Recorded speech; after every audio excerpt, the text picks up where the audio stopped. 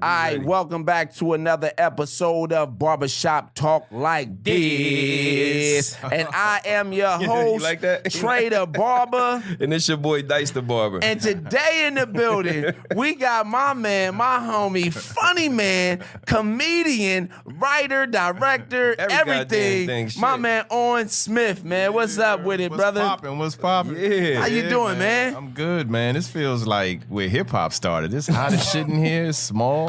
I feel like something good gonna happen. You know what I'm saying? But a lot of good things come out of small places. That's right, man. This Hey, is real. man. So, first of all, again, I want to give thanks to the Lord for waking us up today and allowing us to be here to record this. And now we're going to start our show off with a shot. Oh, yeah. This how we do, yeah. This how we do. We start off with a shot. Salud. Salud.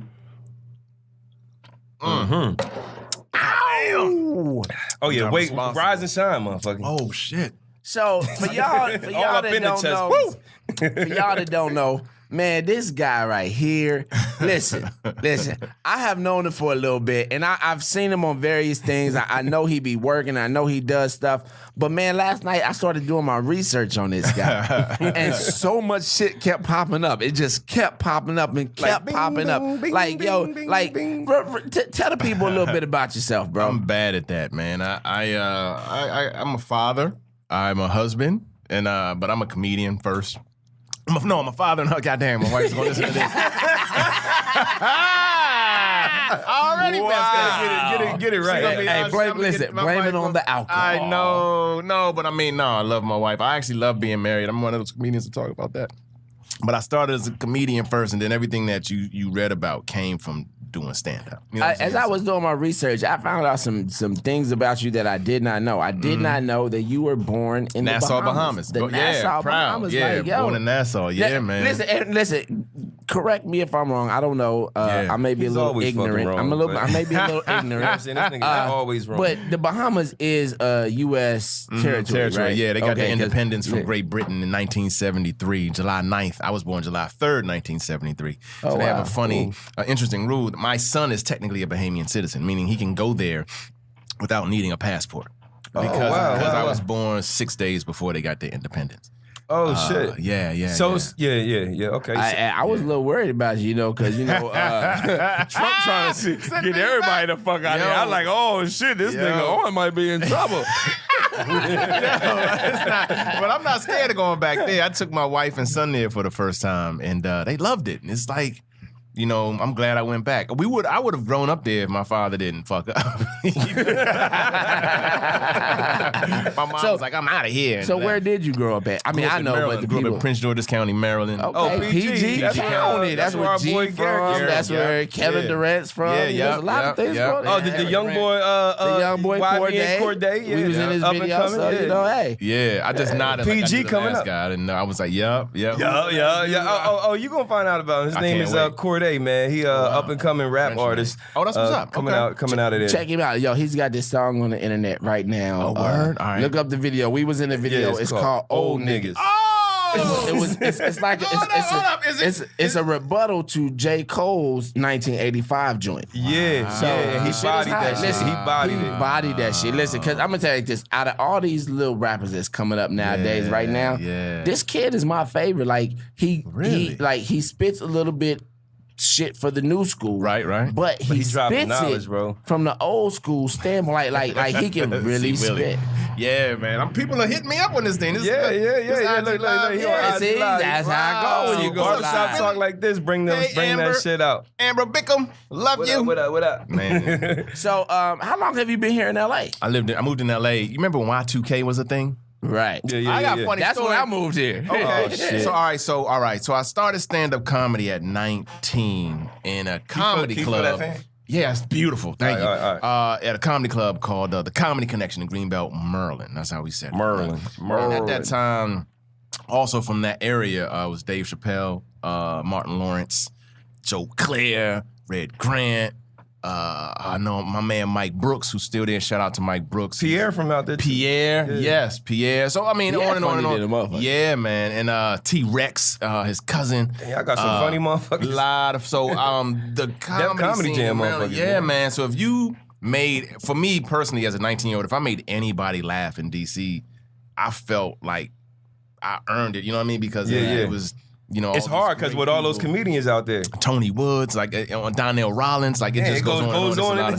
Yeah, man. And so I started at 19. And I don't want to tell the story real quick, but I just did like an open mic. Chris Paul was the first person to bring me on stage. And then I was at college. I went to Notre Dame. And that's what my man who does this. I went to Notre Dame, and I heard you managing financing. I did. I majored in finance. I knew I was going to be a comedian. Hey, but they know how to handle his money. He's definitely going to make sure his money right. Yeah, you got to, man. I majored in finance, and I studied Japanese for like a year and a half. So you know Japanese? Yeah. Sumimasen. That means excuse me. If you want to get extra sushi, you just go konbanwa konogoro do desu ka? Konbanwa. That just means. Bro, you have really just blown me the fuck away. I'm not even gonna lie. Like, but it's real. It's crazy. You know how to say any cuss words? Well, no, shit. Nah, I don't. He took it in college. They trying to teach him. But I could probably breeze up on it. They have 3 alphabets. Okay. And so 3? Yeah, man. And so it's You know how to write that shit? I did. I was into it. I was into it. It was really cool because it's detail. And that's what writing is, that's what stand-up is. So I'm more attracted to things that So you know how to draw? I can. Yeah, I actually can, but I was young. I was always afraid to take a class. I thought it would ruin my technique. You know what I mean? Like I used to draw sneakers and then I would draw people. I actually would tag buildings, and my mom saw that shit when I was a kid. Yeah, man. Yeah, but I wasn't. She beat your ass. Yeah, I kind of just went away from it. He's like, yeah, she whipped the artistry out of me, son. But I knew I knew I was gonna be a comedian ever since I was 9 years old. So I ended up. I'm just saying, I got to LA. So I moved to Chicago after Notre Dame. And that's why I became like a professional comedian, right? Mm-hmm. Where I was like working the road. I would just get a map of the USA Today and find out what comedy clubs were, call them, drive there, audition, and then book work. Right? You would go up, do like 5 minutes. You were determined. Yeah, man. And I did that for 5 years, and I ended up falling like everything that should happen to you in LA happened to me in Chicago. Meaning like I was performing at this club called Zanies, and what up, cuz? My cousin just kind of Eddie. I was performing at this comedy club called Zanies, and the Star Search model winner walked in. He had like an entourage. He wanted to do comedy.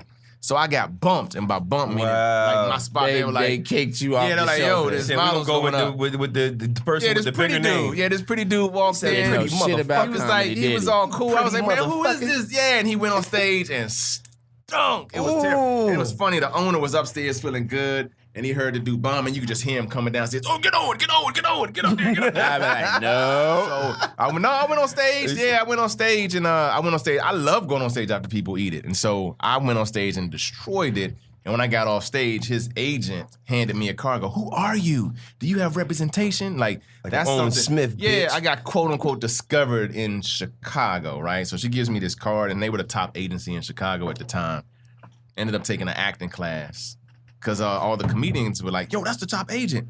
So I was like, I don't know what to do with this. So I turned the only acting class available on that spot was a commercial class at Act One Studio. Shout out to them.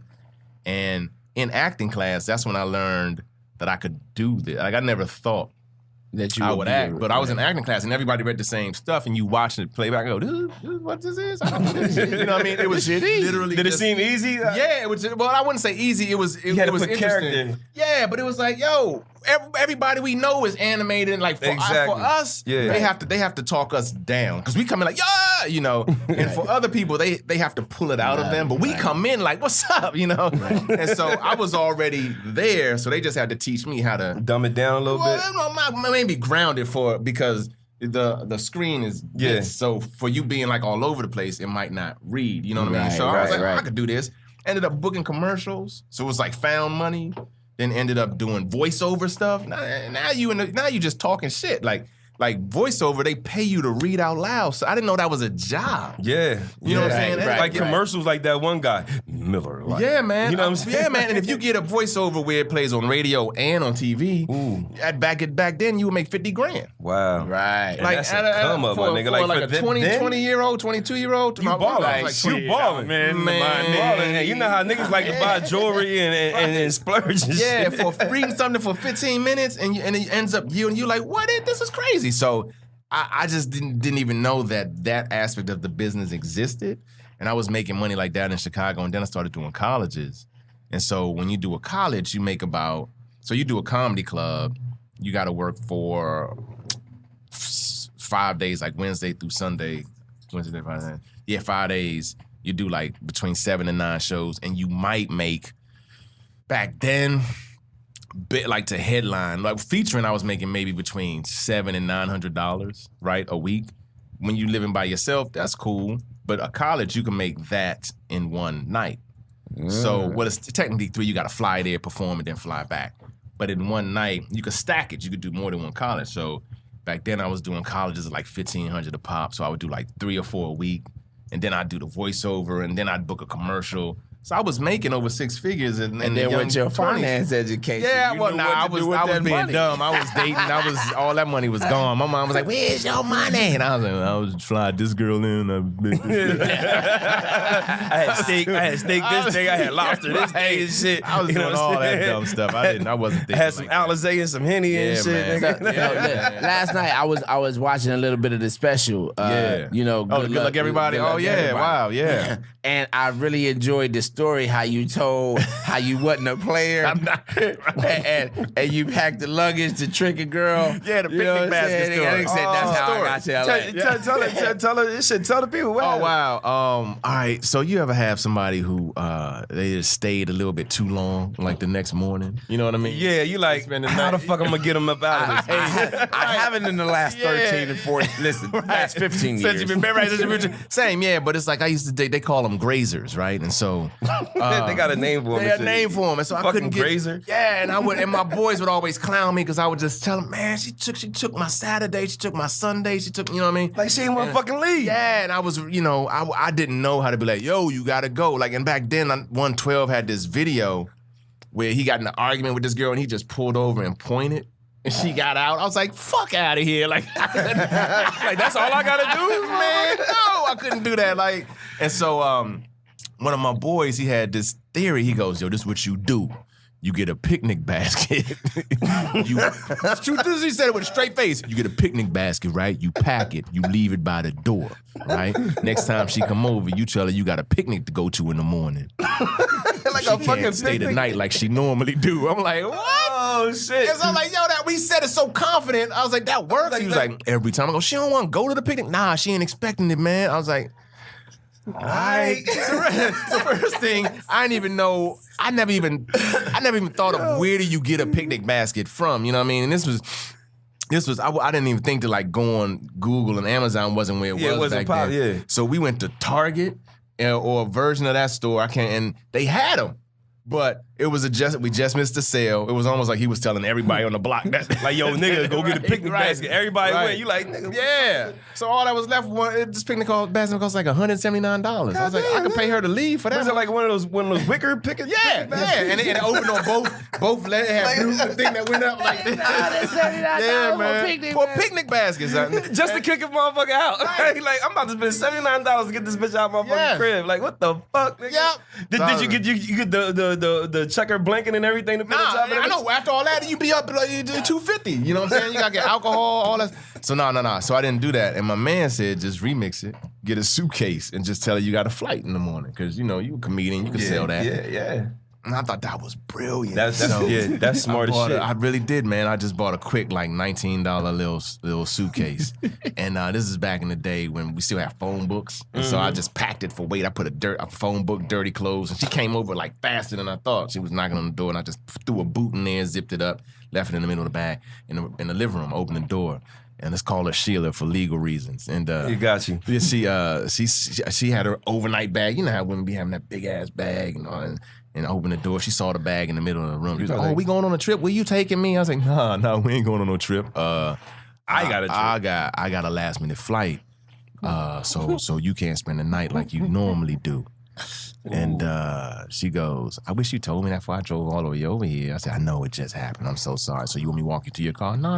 You know what? That's God. That's God talking. You know what I'm saying? That's good. But, why don't you, you know what? Let me take you to the airport in the morning. Oh, shit. Right. There's no Uber or Lyft to come back. And she I goes, was like the homie coming. right. I already got a ride. Right, We going together. Yeah, I was like, you ain't got to do that. You ain't got to do No, I insist. You know what I'm saying? I've been reading this book. You know what I'm saying? It's not about me. It's about, I just want to do this for you. What time's your flight? I didn't think to lie out this far. So I just made it up. I go, 8 in the morning. Well, you need to be there 2 hours in advance. Wake me up at 5:30 in the morning. So she's staying the night anyway. Yep, stayed the night. We ain't even do nothing And now. you gotta get up hella early. Yep, next morning. Yeah. So what happened when she took you to the Next airport? morning, I'm in the car, man, being driven to O'Hare Airport. And you thinking like, what 5:30 in the morning with a red suitcase in the back. Because I don't have the courage to tell the With truth. one fucking boot. Dirty clothes, and a a phone phone book. book. This is just the beginning of terrorist times, too, son. Like, you can't, if they check me, I'd have been They gone. gonna like, what the fuck is this? Yeah, man. Nigga? Yeah, man. So then she drops this on me. We driving down to down O'Hare. She goes, I forgot to tell you, I'm locked out and my roommates don't get back till Monday. So can I stay at your spot since you're not gonna be there? Oh, shit. Yeah, man. And so I just go, yeah, you can stay. It's like now I gotta find somewhere to go. Because I was gonna catch a cab back home. Yeah. $50 lie, right? Like I can't go home. Now I gotta stay at somebody else's house and stay inside. And stay inside, baby. Yeah. People telling me to wave. I'm waving. I see y'all. Yeah. And then, so then. No, they waving at you. Oh, is that what that is? Oh, damn. I'm old as shit. Hey, they went, oh, what's up, y'all? All right. I thought they were telling me to wave. I was like, people keep telling me to wave. See, look, they waving at me too, nigga. This nigga stupid as shit. I'm waving at people. I'm old as shit. Yo, all right. Yo, Let her finish. Go. Oh, so then it's 5:30 in the morning.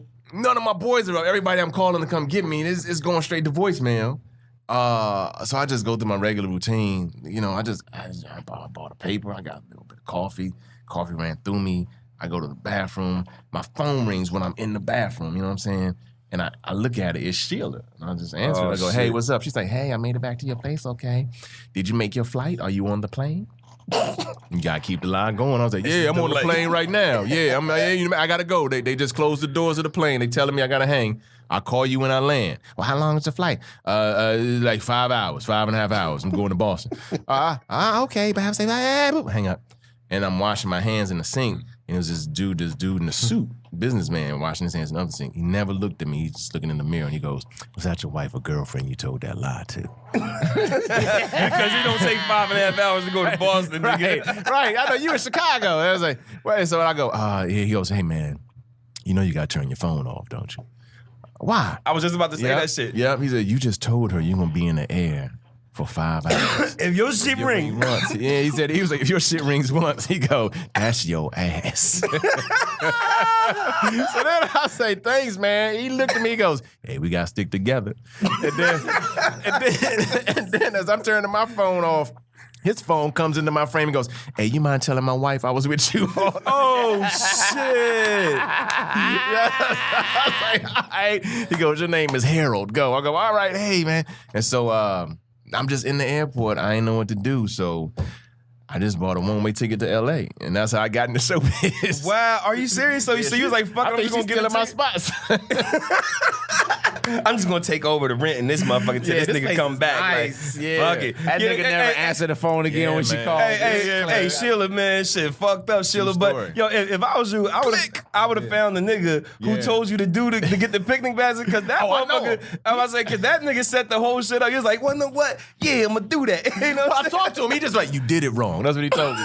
That's what everybody tell you when they give you shitty advice. Yo, I got a kid now. You I'm like, did well, it what the wrong. fuck else was I supposed to do, nigga? Like, I did everything, nigga. I was thinking on the run, goddammit. You did it wrong. Yeah, man. True story, man. And so what I did, honestly, I took that story and I wrote a TV pilot. I took a pilot writing class and I used that story to write a pilot in the structure of a TV show, and that got me my first deal. I was just about to say, did you write that shit? Because that shit is fucking hilarious. Yeah, man. I put it in the context of like, you know, just kind of loosely how I told you. And everyday shit, man. Yeah, like you could turn that shit into a motherfucking sitcom, man. All Like day, it's man. crazy. Hey, yo. well, thank you, Sheila, because you said on a whole new life. The dude, what's his name? Ben Kane, a fantastic actor. Ben Kane set that shit up, know what I mean, for Sheila to do what she did to get Owen on right now. You know what I'm saying? man, if it Ben wasn't for Kane. him, Yeah. and it wasn't for that motherfucker in the stall next to him, like, hey, man, listen, we probably wouldn't even know Owen. Yeah, So man. you got a bunch of credits here. I saw recently wow. you was writing on Blackish. You was last writing on season. Survivor's Remorse. Yeah. I also saw you on Survivor's Remorse. Yeah, that was Like, fun. Listen, he played Mike Epps' homeboy, and this nigga was coming at the gay niece. Nigga, the niece was gay, shit. but that nigga Owen was not taking that. Nigga said, you know what? She was a lesbian, Don't not get gay. it. Yeah, She was a lesbian, not Erica gay. Ash. That's still gay. Nah, man, I mean, for a female, nigga, you say Nigga, lesbian. nigga, if she's a lesbian, she's gay. I mean, shit, she Fuck outta gay. here. I What mean, the fuck is this nigga talking about? dudes, nah, I Nigga, mean, if- dudes listen, that's gay, nigga- nah, I mean, that's gay. Females is lesbians. No, nigga, females is gay too. I don't give a fuck. If Man, you listen, wanna, but you wanna that just ain't- specify that man, as a whatever, lesbian, nigga. Like, nah, I nigga, mean, listen. if you gonna say are shit with right. the same sex, This is this shit is beautiful. fucking gay. Nigga, I don't give a fuck what fucking sex you are, male or female. If you with the same sex, sexually, man, your ass is fucking nah, I gay. mean, but you nigga. can't say that shit. You can't go to a lesbian and be like, yo, you gay. Nah, I She mean, gonna be because like, yes, nigga, I'm gay. No, because gay motherfuckers like dudes. Nah, I mean, lesbians like females. Nah, I mean, so female Fuck kind of nigga, shit no, is it's the nigga, truth. Nigga, it's you the sound truth. like you sound How? retarded. You sound retarded. Real talk, You real talk sound though. retarded. Real talk though, Owen. Nah, I mean, Oh what is my it? God. What is it? Nah, I mean, because if you're gay, you like dudes. I would say, Nigga, gay if is you, gay. I feel like if you know her, you can call her gay and she'll be cool. But if you trying to come respectful, you should probably start with the L word. Yeah, exactly. nigga- That's what I'm saying. If you don't know her, I would say like you're lesbian. If I she's a listen, lesbian. if I didn't know her and I saw her with another female, I'd be like, Oh, you gay? You would. nigga, And she gonna cuss you the fuck out. I had no, nigga. Listen, I've had a No, no. nigga. My homegirl from barber school was gay. But just like Nigga, he and I said, asked her, but just "Yo, like you he gay?" said, but just She- like he said, if you know her, you could call her that. But if you don't, know what I mean, if you Man, coming at her listen. like that, you know what I mean, she gonna cuss you the fuck out. I'm like, motherfucker, I ain't What I'm gay. saying. Know what I mean, I don't like niggas. You know what I'm saying? I like bitches. I don't think that's true, Dice. So. Nigga, it is. No. Well, Listen, we're gonna do our I'ma tell research you and we're gonna this. get back to y'all Listen, motherfuckers. not to offend anybody, but if you mess with the same sex, I don't care if you're male or female, I am going to call you gay. That's his ignorance. That's his ignorance. Whatever. Listen, let me ask you a question. Yeah. Do they have the gay pride parade or do they have the lesbian pride parade? I think they have both, don't they? No. That was a nice try to say. I tried, nigga. Know what I mean? Following Wednesday, they got the lesbian pride. You better try to save it. You refuse to lose. I'm not gonna lose on this one. So anyway, I got some couple questions for you. So I remember seeing you at the rap party for I was Blackish, great know what I'm seeing saying? you. I was like, yo. Yeah. So how was it working? How was it working on the show? How was it working with Kenya great, Barris? man. It was great. Like Kenya and I met Kenya. Kenya is one of the nicest human beings. He used to come to the shop too. Yeah, he's a shop friend. He's genuinely like he's a beacon of light, man. Like he'll make you feel like you could do anything. You know what I mean? I don't know if that's because he has so many kids and he has to be. I mean, and it's just a genuine. He you know what I just mean? seemed like a calm Yeah, dude. he seems so. He's a guy that you trust and you feel safe with, like immediately. You know what I mean? Yeah, He yeah. loves to laugh, and if you could get a Kenya Barris laugh, it'll make your day. Like, cause he's it's like it's his whole body laughs. Right. But if it ain't funny, he'll just. You're like, oh no. Okay. Yeah, man. But I met him when I worked on my first Writers Guild job. Are We There Yet? That was my first Writers Guild job. With Cube, with Ice Cube. Yeah, with Cube. I was gonna ask you about that too. Yeah, man, that was dope. And but I was so nervous as a new writer, because I didn't know the writers' room rules. I just didn't know how to be a writer because I'm coming straight from comedy. So, like the way comedians speak and the way writers speak is just different language. Like comedians, like, nah, man, that ain't funny. It's funny if you say this. You can't talk to a writer like that. You have to say different language. You have to go piggybacking off of what you said. You know, what if we did this? You can't be like, man, that's bullshit. Like comedians is just a little. You just a little straight. You more hard. 100, Yeah, as yeah. if we say we 100. Yeah, 100. And so I didn't know that. I didn't know So you was shitting on people when you went there like, yo, that ain't funny. They was looking like, oh. Yeah, but I didn't know. I thought that we were all here to. I mean, I cared about the project just as much as everybody else, but it was just where I was coming from. It's like the environment. And I you was thought they from. was coming with some corny shit, and you was letting them know this shit. Yeah, and whack. it's Cube, and I was like, man, come on. And so you can't do that. I was doing stuff. I would slow down the room. Sometimes where I would go, yeah, so and so do that joke. And you shouldn't do that. Like if you hear a joke, if someone pitches a joke that you know a peer of yours says, you should just let it ride. Like I wrote this thing for another writer of mine called like the 10 Comedy Room Commandments because it was something that I had to learn. And so some of the writers they didn't really fuck with me when I was on that show, but Kenya was a kind guy. So when I got my first script, I sent it to him. I was like, yo, before I turn this in, can you look at it? And he gave me some great feedback on it, so I felt more confident like turning it in. So I knew him from back then. So when he got Blackish, I was super happy for him, man. And he reached out to me to write for season 1, but it just didn't work out. And then season 4, he reached out to me again. Like, he'll just call you. And he was like, yo, No. I forgot how it happened. I wrote another script, and I think my agent at the time got me in, but he didn't stop it. He really welcomed it, and he hired me. Right. And it was great, man. It was just great to watch. Cause he know he's an old time friend, so it's kind of like he's the type of person he tries to help everybody out if he can. Man, if he can. He's a real dude. Like he's real genuine. Like I done bumped into Kenyon and but I remember I ran into him in fucking Best Buy. Hilarious. You know what I'm saying? He's like, yo, what up? You know, and we chopped it up, you know what I'm saying? Yeah, so he's a real successful dude that, you know, he don't let all that get to his head. Like, if he knows you and he sees you, you know what I'm saying, he would definitely keep it be 100. like, so what's going on with you? And, you know, all that other shit. What's good with you? That's his question. What's good with you? Yeah, I tell him, I go, I never know how to answer that question. Like, I ran into him in the fucking movies one time with the whole family. I was like, oh, what up? I mean, they still doing karate and shit. You know what I'm saying? His kids was doing karate, so I used to see him over there. Yeah, he's dope. Man. So working with Cube, how was it working with Cube? Cube is like, he's one of them dudes that don't waste words, right? Like you would see him sitting on set, and I would think of a joke pitch and go tell him. What's cool is when you make Cube laugh, he laugh with his whole body too, and his laugh is like, it's like he's got this little. So he laughed like a nerd. Wow. And he would go nail it like, but he saw that I was always like kind of like. I didn't want to say nothing dumb around him, you know what I mean? I had so much respect for him and whatnot. So one day he broke the ice. He was like, I'll be seeing you in them commercials, nigga.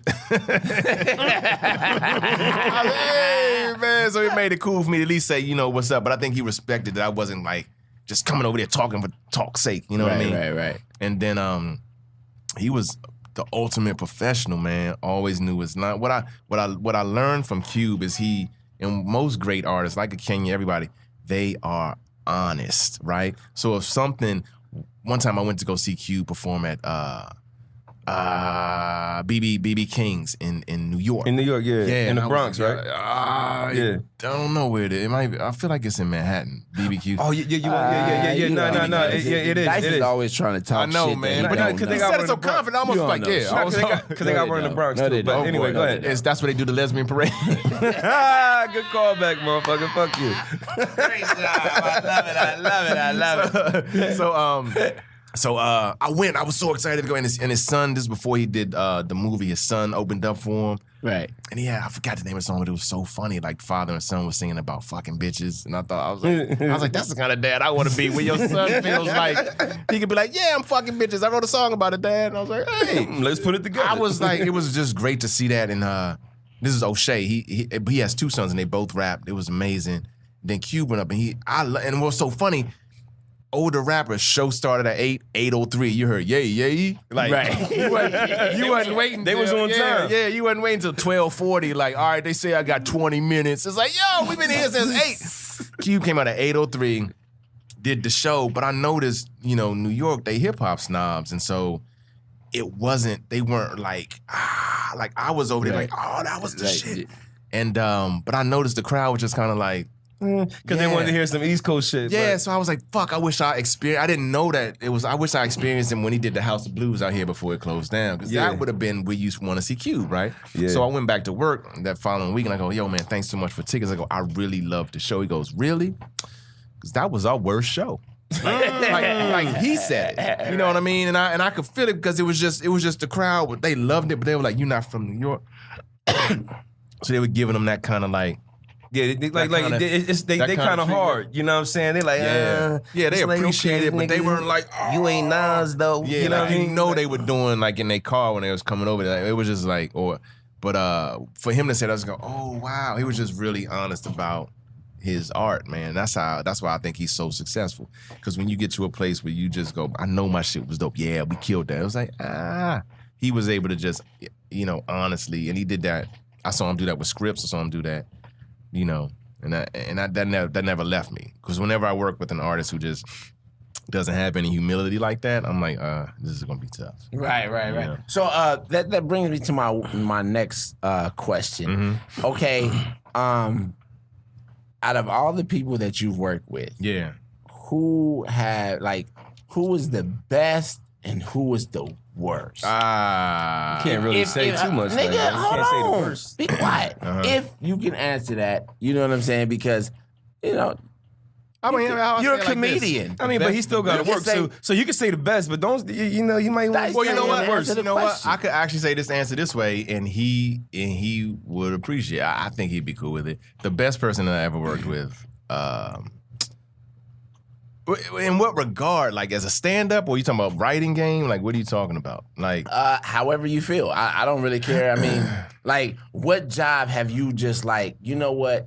I would do this job 100 times more than any other job. Okay, I'll tell you what that is. I'll tell you what that is. When I was working on Everybody Hates Chris, that was the funnest time of my life. Like I laughed hard every day.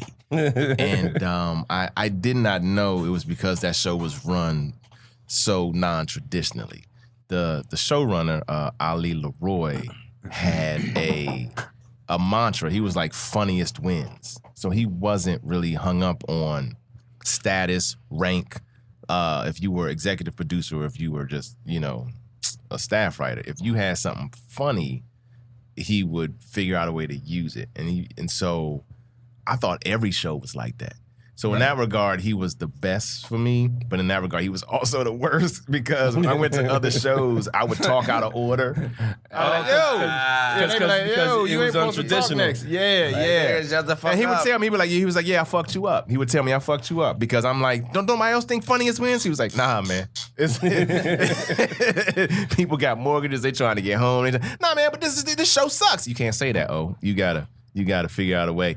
And so he was like the best and the worst, like as far as like I would say, but light on the worst. He was as far as seeing that cat run a show and he'd never run a show before, and then to have the critical success that it had, and just the environment where he, I don't know, I love the way he worked. I feel like sometimes like some of the best entertainment comes from those who don't know the rules. Yeah. You know what I'm saying? When it's just organic. When you just allowed to be yourself, rather it's music, rather it's comedy, rather it's, film or whatever. Yeah. It's just like when you start thinking too much. Yeah, because when you don't know the rules, you're like, yo, this is what I would want to see. Yeah, man. You know what I'm saying? Because it's like rules in comedy, it's right? best. You know what I mean? Like what they say, comedy, like it's like coming threes or something. Yeah.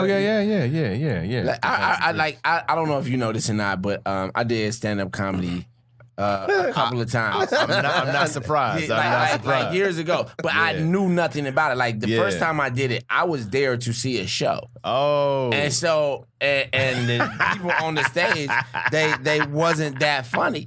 You know what I'm saying? And my nigga that I'm sitting there with, he was like, funnier than these motherfuckers. That's it. That's exactly. I was like, nah. Shut the fuck up. He was like, I'm about to go talk to dude. Put this nigga on. So I look, we've been drinking. I'm like, all right, go ahead. See you get me up there. Listen, so he ran up there and talked to dude. So dude came over to me. He was like, yo, you want to do some time? I was like, nigga, instantly I got shook. I was like, That nigga funny. He's like, yo, your man said you funny. He said you can do it. He's like, I think you can do it. I was like, fuck it, I got the liquor. I'm like, let's go for it. Wow. Oh shit. So he goes up there. Yeah. And I was like, nah, never. That nigga looked at me, he said, too late. Coming to the stage. We have a new comedian. Oh shit. Listen. So I'm like, oh shit. So I go up there. He's like, this shit's and happening. So I had my wife, we was just dating at the time. I had my Yeah. wife and my homeboy there. So I just basically I just talked to them. But I knew common sense that's to look brilliant, to though. look at everybody Yeah. else. But I basically had a conversation with them and people was laughing and then, he gave me like Yeah. 5 minutes, you know what I'm saying? Yeah. And so he came down, he was like, yo, you funny. He was like, come back next week. He's like, go home, write some shit down. I'll give you 10 minutes. I'm like, Now his confidence is up like word. Nigga, I'm about to be a comedian and I'm shit, going nigga. home, nigga. I'm writing. Yeah. I did this shit. I basically did this shit for maybe like a month and a half or 2 months, right? I knew nothing about the comedy game. I Right. didn't know nobody in comedy Yeah. but this particular guy.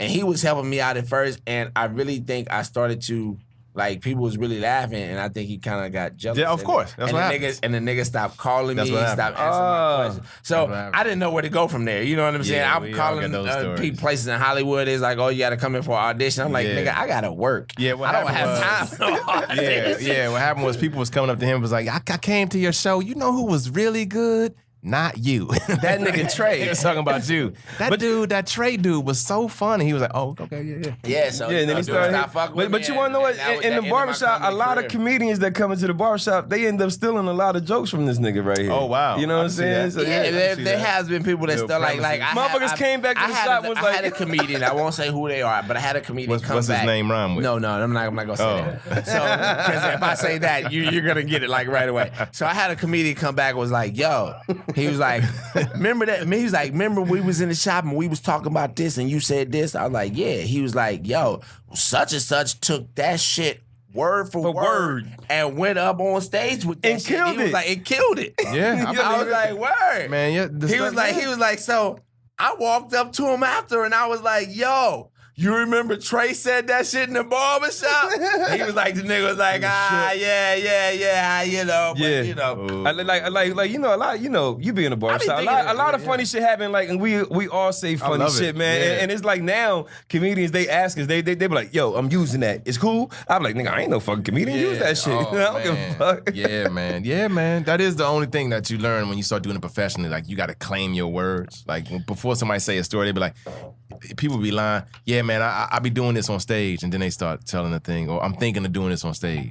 Because somebody will take it. Nigga, listen, like, I was at a comedy show and, you know, like, nigga, I swear to God, you know what I mean? Garrick was there, you know what I mean? And Damian Wayans was, like, up there doing a set, and he was saying some shit, and I kind of, like, ad-libbed, and I screamed something out, and he was like, I'm taking that. I was like, yo, that's what's up. Damian Wayans gonna take my dope. motherfucking joke, nigga. I was like, that's dope as shit. dope. And the next thing you know, I mean, nigga motherfucking used it. Wow. He used it? Nigga, he used it, yeah. Yo, that shit was funny as shit because it went right along with what the fuck he was talking about. He probably didn't think about it, you know what I'm saying, until he actually heard it and was like, nigga, that makes fucking sense. You know what I'm saying? You know what I mean? It was something about being wrong with some girl's ass, you know what I mean? And then I said, nigga, that's asphalt. You know what I'm saying? Then he was like, I'm taking that shit. You know what I'm That's a great saying? joke. Yeah, you know what I mean? So, you know what I mean, it added in. I got a question for you and shit. up? So when you first, you know, when you were starting out and you was doing, you know, stand up and shit like that, Yeah. how was the process of like you standing in front of the mirror and like going over your shit? And I mean, like did you laugh at yourself? You know what I'm saying? As you was doing it? First of all, before we get into that, because you said you've wanted to be a comedian since you were 9 years old. Yeah. Who inspired you and what made, or how did you know That was that gonna I do it. want to do this? All right, long story short. So I came from the Bahamas. I got light eyebrows. I got a big forehead. I'm black. I grew up in a black neighborhood, but I look different from everybody. Man, you do got like that. Yeah, bro. yeah, Nigga, yeah. listen, hold on, time out. Yeah, I yeah. thought my eyebrows Yeah, was like, my because shit's people like yours. say, I have no, nigga, you really have no fucking eyebrows. Nigga, like people don't even know your emotions, nigga. Like, is he smiling or is he angry? Is he Like, mad I really or- don't know. Like, Yeah, is this nigga man. surprised? I didn't realize it till like I would be around people with fabulous eyebrows, and I'd be like, I just don't like this nigga for some reason. And I was like, so you oh, hate it's Anthony 'cause- Davis? I can't stand that nigga, man. Nigga, I didn't even know him. Motherfuckers with Nah. unibrows and she like, nigga, you got brows You got- at you least. got nigga. I thought hair. I You got had my the hair. lightest eyebrows in Nah, the world, B. but now My shit is light. nigga, Yeah, If y'all whenever can't, changed my y'all can't life. see this nigga. Yeah, this whenever I eye, do TV, I be like, you gotta add some of this to this brown shit. And sometimes they do it too much, but yo, that look crazy. I look That's But funny yeah, as so shit. when you outside playing, kids would be like, yo, where you from? I'm like, I'm from that apartment right there. You just seen me come out. Nah, where you from? Yeah. I had to be like, I'm from the Bahamas. And I had a list, bro. I'm from the Bahamas. They're like, you Bahamanian? And so then Bahamami? Yeah, they start joning. You know, we called it joning. They start joning or going in. I think in the Midwest they call it signifying or roasting. And yeah. So I had to get good. Bagging. And I used to go home crying, and my mom, she like unleashed the Holy Ghost. She goes, if they make fun of you, you make fun of them right back. Like she gave me permission. So I just started making fun of people. And that's why I learned the line. Like some people I would make cry, some people would want to fight me. And like people would want me they kind of would want me on their team when we would start chilling, you know what I'm saying? And then, but then I would just also so y'all had joining groups? Like y'all had cliques and shit? It was like, we do them shows that you see, like the roast battle, like we grew up doing that. It's like three of us, we gonna go battle. Yeah, man, let's get this nigga shoes. Really, as y'all walking up, y'all looking at their whole body like, how I'm gonna get this? All day, man. We would get, man. And people would join on me. Like, my mom one time bought me some shoes from Kmart. Some Pumas. Shit. Some Pumas from Kmart. But they was Pumas, so I thought I could pull it off, and I'm wearing them outside. They Bobo Pumas. I remember this little kid, I didn't even know he could read. He was like, man, he got them from Kmart's. I seen that in the paper. The whole neighborhood just went in on me the whole afternoon.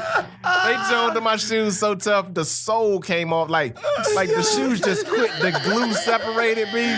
The shoes started getting embarrassed. They started shriveling up like, oh, shit. Hilarious. Yeah, but it builds like your spirit. Like, so you don't have no, like Chappelle said, brittle spirit. Yeah, it's the opposite. You don't get mad at stuff like that, but you also learn how to come back. And I grew up in the Jerry Curl era, so I had the best little Jerry Curl Jones or whatever. But then, aside from bringing people down, I would also just build people up. Like I was just funny. Like if people sat with me long enough, I would be the dude to whisper, "Hey, say this," and they would say it, or somebody telling a story, I would say something quick, like, and they would just start. And I just loved that. And I loved, like, making people laugh. So you kind of had to come up with jokes, even though you didn't see the people, but just, like, jokes that you knew would just hit hard. Yeah, like, and I just liked the sound before, of laughter. like, yeah. Fuck it, I will. Yeah, and I just liked the sound of laughter. I just liked, and I think, like, if I went to therapy about it, I think it was just, not having a dad in the home, it was kind of like I was getting this approval from like other you was accepted. Right. You know what I'm saying? Through jokes. Yeah, through being funny. And so then I used to go to, we call it a babysitter. My mom, sometimes when she would, I guess, go on dates or whatever, she never bought another man. I never saw another man around her, but if she went on a date or whatever. Good mom. Yeah, I would spend the night at this babysitter's house, and they were real Christian. Like, I would go to church with them. They went to the kind of church where people got the Holy Ghost, like the best church. Oh, they went to a Pentecostal church. Not Pentecostal. I think it was Baptist, but like right on the cusp. You know what I'm saying? Like, They was not like- quite. they was out. Yeah, the symbols like Baptist-costal. Yeah. Yeah, man. And so, but they had HBO. I don't know if they had illegal. They had HBO. They had the box with the little hit. You get the thing. Yeah. And HBO was Channel 6 in the DMV, and they turned it on Channel 6, and Eddie Murphy Delirious came on. Oh. And so it was like, Shit. representation matters, because like I seen this dude with the same skin complexion as me. If I had a curl, I figured my shit would look like his. And I'm watching him just make all these people laugh. I didn't know what it was, but whenever he said something, they would laugh and they would be crying, but they would curse, so they would turn the channel. Oh Lord, y'all can't watch. I can't have y'all watching this. Maybe he stopped cussing, and they turn back, and he would do something. Norton start laughing. Oh Lord, he cussing. But I was like, what is that called? And the baby said, that's called a comedian, baby. He's a comedian. I go, that's what I'm gonna do for the rest of my life. Just not in that outfit. I remember thinking, because I thought that outfit was cool as shit. But see, I got a high booty. I can't sell leather pants, fam. So I was like, I knew my fashion limitations. You know what I'm saying? Nigga, you don't want to go to jail. Yeah, man. I'm glad you brought up Delirious, because Delirious, like, for me, was my first like real introduction to comedy, because Eddie he was funny, and even though he talked about adult topics, he talked about it in a way that us as kids could still understand. Yeah. You know what I'm saying? Especially I was a bad kid, so my knowledge was far beyond what I should have been. Right. But like, to me, like, Eddie Murphy was my first like real interaction with stand-up comedy. Yeah, man. And, hilarious. And I remember Delirious was my favorite. Richard And too, I remember man. that shit disappeared for like years unless you had that shit on VHS. Right, yeah. And I think like it was man. maybe like 2005, 2006. They Yeah. brought the shit back out on DVD. Yeah, man. And I remember I went and got that shit the very first Yeah, day. And I was like, yo, I'm about to watch Delirious Yeah. for the first time in like 20 years, You know yeah, what man. I'm saying? Held up. Yeah, I mean, anytime that shit come on, on cable, whether it be Raw, Delirious, Like know what Raw I mean? is funny, I got but that shit on my Delirious I got for that me shit on my is like- DVR. That's It's what my, I'm it's with. like Now it's that still everybody my got all-time Fire Stick, favorite. you Like, can pull every goddamn thing. I can watch that shit now and like it's like I still genuinely laugh. Yeah, man. Like the Same. very first fucking time. Like nigga, Yeah. to me when he tells the story about Aunt Bunny and, Oh, and, man. and Uncle Gus, you know what I'm My saying? shoe. Falling down the stairs. And that nigga said niggas to your kids, Gus. Gus, your fucking kids. They fucking what he call them motherfuckers? Goony Goo Goo. Yeah, Fucking, I Goo seen your Goo. fucking kids. That nigga said, I seen your fucking kids put his face in the fucking water and came up with a fucking fish in his mouth. What the nigga? Like that shit was fucking hysterical to me. You know what I'm saying? Yeah, So man. So Blew my mind. my question is, you being a comedian, like Yeah. who do you think is like one of the best comedians out there? Because you know, like there's like big, talks about, Eddie Murphy is still this, know what I mean? Richard Pryor is still that, you know what I mean? Mike Epps is this, know what I mean? And then now you have Kevin Hart, you know what I'm saying? Right. So like different time frames I'ma tell and you, I mean man. social media and stuff like that changes a lot of things. Yeah. Know what I mean, as far as numbers go, and would you know what I mean? still want to see Eddie Murphy do stand up? Hell yeah, nigga. Yeah, Is of you course. fucking crazy? Of course. I mean, why not? But I would tell you this. I would love to see Eddie.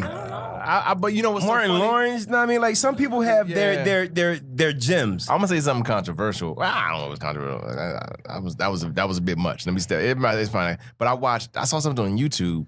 They showed Eddie Murphy. He has on like a white suit, and he was doing this comedy competition. So it was material that was on his first album. It's called Eddie Murphy, and he has a red rose. I remember that shit. It was material from that, and I'd never seen him perform that. So I was like watching that, and he was, I think, 20 years old, 19, 20, doing it, and I was watching it, and I told my wife while I was watching, I go, I see why he stopped doing comedy. Like, it's something that he was good at, but I don't feel like it was his first choice. Like, that's Do you think he wanted to be more of an actor? or musician, maybe. Yeah. So, I feel like it all has to do with first choice, like how you, because there are some people who went to like drama school and they studied acting and that's their first love, and then they not getting, and they may get on a hit show, but they can make more money doing stand-up, so then they come over and do stand-up, and they're good, but it's not their first. I think, Their but I'm about to say, first know what I mean, passion. I think some people, they use certain things as a tool to get to where they Yeah. want to be. Yeah. You know what I'm saying? Yeah. So like with Eddie, he was like, okay, I'm good at this. You know what I'm saying? And you know what I mean, I love Richard Pryor. So now I mean, I'm kind of going to be like Richard. You know what I mean? I'm going to do it my own fucking way. Yeah. But then once I get to where I want to be, I probably really want to start singing. Know what I And mean? But then after singing, it's like, yo, I'm really good at acting. You know what I'm saying? And then that kind of takes And you at the into a whole time, nother. he was a fresh face. He was Yeah. he 19, was, bro, like, he was you gotta think his something. mind. He was something new. You know what I'm Yeah, saying? Like yeah. that was the first part of the hip hop era. Yeah, you know yeah. what I'm saying? So he was like the birth of hip hop, whether he want to admit it or not. But like, you know what I'm saying? He was the first like hip hop form of comedian. You know what I'm like saying? that. Like for I our think generation. So it's like okay, so Eddie Murphy for his time, it's sort of like Jordan and LeBron. You know what I mean? Like of their time. You know what I'm saying? Eddie Murphy didn't have social media and stuff like that. right. Now we're in the social media age, you know what I mean? And Kevin Hart has that. You know what I'm saying? Even though Kevin is funny as fuck, Right. you know what I mean? But that also helps out a lot of different things. Would you agree with that? So yeah, social media, of course. I was just thinking in my head too, like more about Eddie. It's like he is older, like comedy. Like you were naming basketball people. Like Would you say he's the GOAT? Like what I say, Eddie's the GOAT, yeah. greatest of all time. or are you gonna say Richard? I didn't discover Richard until I was later. I would say, all right, it depends on Did what you you're grow up measuring on it. Eddie? I grew up on Eddie and Cosby, believe it or not. Like I had teachers that would play. I have 5. If we Children. How was it for you when you? How was it for you when you met Bill Cosby? Oh, yeah. on Arsenio. Was that the first time you met Bill Cosby? When he was on Arsenio? I met Bill. A gentleman named Louis Dix. Shout out to Louis Dix. With a last name, like I wonder how that was growing up. Hilarious. I know. That's why he's funny. He's funny, man. He used to tell Dr. Cosby about me, and I didn't know that because so one time there was this controversial thing that before the current thing, Bill Cosby told somebody to pull their pants up and made this big speech, and Michael Eric Dyson wrote a book calling Cosby elitist. So Cosby spoke at the Black Bookstore. They put up a tent in Leimert Park, and like 1,200 people came, and he broke down like what he was saying, right? And I went to this thing. Mm-hmm. And Louis Dix comes in and he sits right next to Bill and tells Bill, that's the guy I was telling you about. And Bill said, sit right here next to me. And so I sit next to Cosby the whole time while he's shaking everybody's hand that came to speak. Wow. And so he was whispering to me, and he would say something to me like, look at the head on this one. Hey, how you doing, sir? Talk to shake the hand, and then they would ask, man, Dr. Cosby, how can I get to? And when he would be like, he would do his hand like this, that means your time with him was up. He was like, call Casey Lemons. And then he would do his hand like that. And this one brother came up and he was like, God, Dr. Cosby, I want to thank you for paying for this surgery, for this drum. And Cosby was like, shh. He goes, nah, man, for real, man, I got his drums in the car, brother. I just want to give them to me. I don't need the drums. I got 5 sets of drums. Just donate them to a museum. And the brother was like, oh, man, that dude stuck around. Just like that thing. Cosby had, he had the Fruit of Islam security and the cops, right? And at the end, I was going to leave. He goes, no, come with me. And so we stand up, and that brother who was there earlier, he comes over to Cosby, and the Fruit of Islam sets up. Cosby, no, I talked to him. And the brother was my height, and Cosby's head was like at his chest. He was like, man, I don't know why you want to take these drums. Cosby said, I told you. He's low talking. I got 5 sets of drums. And he literally did that. He did that. He said drums. Five. He goes, I got a set from Count Basie. I got a set from da-da-da. Like he broke it down. He goes, and then he goes, I told you to put them in a what? And that dude goes, he dropped his head. He goes, a museum. Like that. Cosby did his hand like this, shook his hand. I was like, That's wow. it, motherfucker. It's over. Get the fuck You forget he's from Philly. You forget. And he really, like, and so. He's acting. I mean, he's a comedian. You know what I mean? Yeah, man. He ain't never slipped you with the Mickey Ficky, did he? Then I woke up 3 weeks later. Why am I sore? No. How'd you feel about that when you know how I felt like about it? When you seen all that come out, man. I mean, you know how I felt about it. I can tell you how I felt about it. Do you remember in Malcolm X when Brother Malcolm found out the Honorable Elijah Muhammad was not as honorable as Yeah. After he came back from Islam, yeah. And he found out he was doing all the other stuff and all these. That's how I felt. I felt like, fuck, man, he was my Honorable Elijah Muhammad. You know what I'm saying? Like, he gave me some nuggets about business, about self-worth, about like just how, and he was like an example about what it's like to walk in this America with that color skin and. But you want to know, even though he's allegedly, accused for certain things and stuff like that, he still dropped knowledge on you that was still beneficial to That's what I'm saying. What I mean? That's what I'm saying. That's the complexity. Like the Honorable Elijah Muhammad helped Malcolm X. He dropped so much knowledge on him to get to. But then when you find out, before Malcolm said any word, he always said the Honorable Elijah Muhammad teaches us. Exactly. The Honorable Elijah Muhammad teaches us. Yeah. And then when you find out, like he's like, shit. I can't say Bill Cosby taught me. Yeah, but it was like one of those things where, like Bernie Mac used to say, I was born alone, I'ma die alone. And it was just one of those things where it's like, yo, you got to be your own man. Like that man had his things, and it was just one of those things where you go, and man. And I'm glad you said that because I always want to share with people. Lucas. It's like that's why you don't put people on a pedestal. Yeah. You understand what I'm saying? Because it's like at any point in time, man can let you down. God never will. Yeah, man. You know what I'm saying? Human so nature. it's just it's like, yo, listen, even though they're your idol, even though they do everything that you want to do, understand that they're still human. Yeah. And people are flawed. That's what we need to understand. People have flaws no matter how good you are at your craft or what you do. People have flaws. You know what I'm saying? Man. Nobody's perfect, man. Nobody's perfect. But that's why nobody shocks me. When I hear shit like I can be shocked by nothing. You know what I'm saying? It's like, yo, like, damn. Like, sometimes like, yo, that nigga, but guess what? At the end of the day, that nigga still another motherfucking nigga, just like everybody else. It created a conversation in America where it's like, you were like, oh man, this dude was a predator. Like, he picked. But I also feel like, listen, sad. Listen, I'm gonna tell you, I feel a little bit both ways because I also feel like, yo, at that time, those women kind of knew what they were getting. Yeah, I mean, like everybody was doing that drug. You know what I mean? It's like people taking ecstasy nowadays. It's like, you know what you're doing. Know what I mean? Excuse me. Know what I mean? Like, you know what you're doing. Know what I mean? So like, it's kind of like if you take X, right? You don't know that you're gonna end up fucking somebody that night, but know what I mean, but once you take that drug, know what I mean, and you know that you're taking that drug, know what I mean, you just might so happen to start to feel somebody. But that's the thing. A lot of his victims didn't know they were taking that drug. Look, so that's where it becomes a crime. Yeah. Yo, man, when they tell their stories, they're like, he said, take these are your friends. Some of them chicks went back.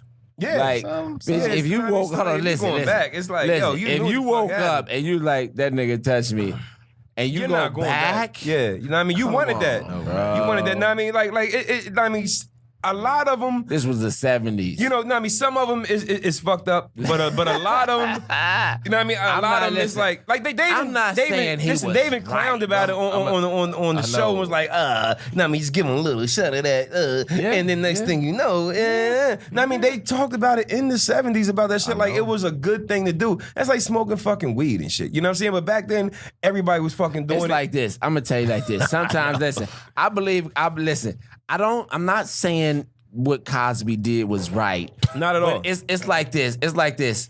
Some of them hoes woke up and realized I don't want to be a hoe no more. Yeah, but that's what I felt like. It's like you know what? 30 years later, I was a hoe and I don't want to be a hoe no more. Yeah, but and he took advantage of me when I was being a hoe. Man, and that's what that shit was. I'm sorry, going, man. Listen, and not all of them are like that. But a good majority of them bitches just didn't want to be hoes no more. And Cosby took advantage of them when they was in a hoe state. And that's all it was. Let me ask you a question real quick. So working I hope I don't get you in trouble with your wife. No, I just you know. Listen. On real shit. On Everybody Hates Chris. Right. Like Terry Crews, right? Yeah. Terry Crews, like one of the greatest people ever. Yo, this dude is funny as shit. Like, do you think? Do you think funny off camera. You think he should be like a stand-up comedian type shit? Like, yo, this motherfucker seems like especially like be a stand-up no. I understand that, but on like, I mean, the shit that we see that he does, like, he's like a big fucking comedy teddy bear and shit. Like, especially like on White Chicks when he started doing all that motherfucking crazy. Yeah, he's a funny. I say he's funny, but he's not a comedian. I mean, but you don't know, so that's why I'm asking him. There's a difference in being funny and being a comedian. I'll tell you, Terry did my first comedy special, Anonymous. He flew in on his own dime and introduced me in South Bend, Indiana. And doing stand-up is a different muscle, man. But that dude, off camera sitting next to him, will say some of the funniest shit. But like then to have the muscle to be able to like recreate that on stage. And make it come across. That's not really his thing. My cousin just wrote LMAO. They talking about whole regrets. Whole regrets, like my that's real shit. Eddie, on everything, is one of the funniest dudes I know, man. This dude got a great show called The Honest Jerks. I hope they still do it on YouTube. But just Honest Jerks, I'm gonna look them up. He one of them cats, just off the cup, just so fucking funny to me, man. So, but Terry Crews is so completely funny. Like he seemed like he's a funny motherfucker, man. Dude, I'm telling you, like, I feel like the work that he's done up until this point has all, you know, he's made all of it better by what he brings to it. But he is going to get that project that will showcase like all of his. You know what I'm saying? Like, I mean, I think a lot of stuff is like he's fitting into. He's a big dude that does exactly. I remember. I think that makes him even more funny because he's so big and he's funny. So it's like, how the hell this big mean looking motherfucker is funny as shit? You know what I'm saying? He's so funny, man. I first moved out here in 1999, right? And so I didn't have any. I mean, money dwindled very quickly. That's what happens. I wasn't ready for Hollywood, and so I ended up doing a little fill-in shows where you clapping and clapping. Yeah. And so at the time, I went for American Gladiator, and Terry Crews was like the bad guy. Yeah. So he was like, oh, you know what I'm saying? He's fucking shit up. And so later on, when I started to see him, to nigga to being funny and shit, it's like, yo, this nigga's a whole different nigga because he was a bad guy. That was acting. American Gladiator. He really was. He really was. Acting, but he's another one of those guys that, to my point earlier, he's honest. So I mean, he's just an honest person with whatever his honesty thing is. goes a long way in life, period, but especially in Hollywood. Dude. Like you get so many people that lie. People want to be bigger than what they are. Tell you, I can do this for you, and I can do that for you, and they can't really do shit. Yeah, you know what I'm saying? And it's funny because a lot of times now, like I've been out here for so long that people usually when they tell me a story, 9 times out of 10, I really don't believe it. Yeah. You just gotta give me something to make it to really actually real. verify what you're saying. But you know who was a beast? Like on everybody's Chris? Tashina Arnold. Oh yeah, Dude, I'm telling you, there's nothing she cannot do. I mean, look, funny thing is, I remember seeing Funniest her. woman. I saw her at the shooting that day at American Gladiator. Dude, she talking about honest. Like when I first met her, I felt like she looked through my soul. Like she was like she was doing a quick judge real quick to see if I was bullshit. That's Mike's friend at the shop. I mean, well, you know, Yo, they dope. run Zen out here in Hollywood. They've already out here. Make sure y'all go to Zen. Oh yeah. But, So real quick, we want to get into real quick before we close out. We got a couple things we want to talk about, like things that you got coming up. I know you're gonna be on Laugh Mob this fall. Laugh Mob, Laugh Tracks. Yeah. It got our boy G playing a cop in one of the stories that you playing tell a cop too. in the story I tell about having a black wife and how her. It's funny. And you also too, you're gonna be on some sitcom. Let him tell us what the fuck, nigga. You asked him, nigga. Like, shit. I have the information, so I mean, you have it, but let him tell us. He I can know give us he's a little bit gonna more be on detail. Freeform on All Alone. I'm gonna be on Alone Together. Yeah, my man Benji and Esther. They have a sitcom on. Oh wow. Oh, thank you. Yeah, I got you, my nigga. I was just like, what do I do next? I'm old. Yeah, I'm gonna be on the show called Alone Together. I did it with Benji and Esther. It was dope. I love those two. They're two very funny comics. They got their own show on Freeform this summer. This fall, I'm going to be on Laugh Mob, Laugh Tracks. I'm doing the Montreal Comedy Festival this July 25th through 29th. That's coming up real soon. Yeah, man. I was a new face in 2002 with Cat Williams, man. And I haven't been back since. But you said you got a funny story about Yeah, man. We got look. Could we make it real quick? Yeah, I can make it real quick. They give you per diem money. And back then in 2002, how old was I? 16 years, 16 minus, I don't know, 30? 16 minus 30? 28. I was 28. And I was 28 years old, per diem money, 27, 28. And I was buying this girl drinks. Beautiful French Canadian Haitian Canadian Haitian girl, long flowing hair, and was doing my little game, whatever, buying her drinks. Talking on the phone when I get back from Montreal. She was like, baby, I miss you. I wanted to come see you. I go, oh, cool. Yeah, come through. So then she goes, I got my tickets. And I was like, oh, wow, you bought your own ticket? Yeah. I come in August. I leave September. Damn. Are you staying for a whole goddamn month? Yeah, 6 weeks, B. She came. And I told myself I never lived with the woman. Let me see how this will be. And she came, long, flowing hair. And I'm like, y'all gotta see this girl. She my complexion, this beautiful hair. This is crazy. And then one time she was sleeping in my bed and she slept on her back. And the glue from her weave gave out and her hair just went. Oh, shit. I was like, oh, she got me. That shit just went like that. And it was just with her snore.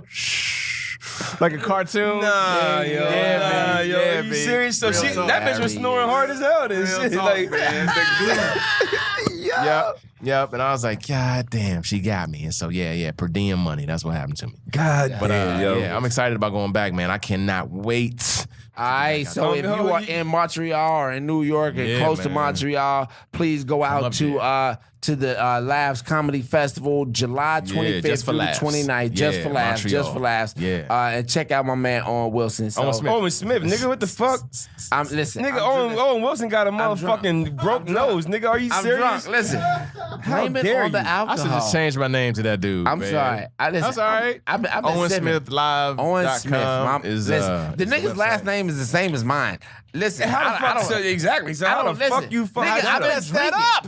I've been drinking. I'm sorry. Right at the end of the show, you been calling this nigga Owen Smith the whole fucking show, and then you gonna call this nigga Owen Wilson to close it out, nigga? Avion's got me on the flight. Yeah, let me see that shit, man. Let me get another shot. Let me see that. No, nigga. It was going great too. I was like, I can't get a shot. I do apologize. That's all right. Let me get that. No, nigga, I'm not giving you no more of my liquor. You Don't drink give your me own no more shit. liquor. No, Oh, nigga. that was What fun. the fuck, man? That was Anyway, fun, y'all. so I do want to thank you for coming through, bro. I fam. really appreciate it, man. That You was know what I'm great, saying? man. So Owen hey, Smith. Yeah. Owen Smith. My F. apologies. Owen Smith. Tell the people where they can follow you on Instagram. Owen Smith for real, not Owen Wilson. Owen Smith for real. I'll be hosting the lesbian parade. The Thursday after the gay parade. After the gay parade. You know what I'm saying? First annual. And Owen Smith for real. I'm on all those joints. Instagram, Facebook. And my website is owensmithlive.com. All right, man. Yeah. We appreciate you for coming through again. Yeah, man. This has been another episode of Barbershop Talk Like This. I'm your host, Trey the Barber. And it's your boy Dice the Barber. And we out this bitch. Trey Wilson. Peace.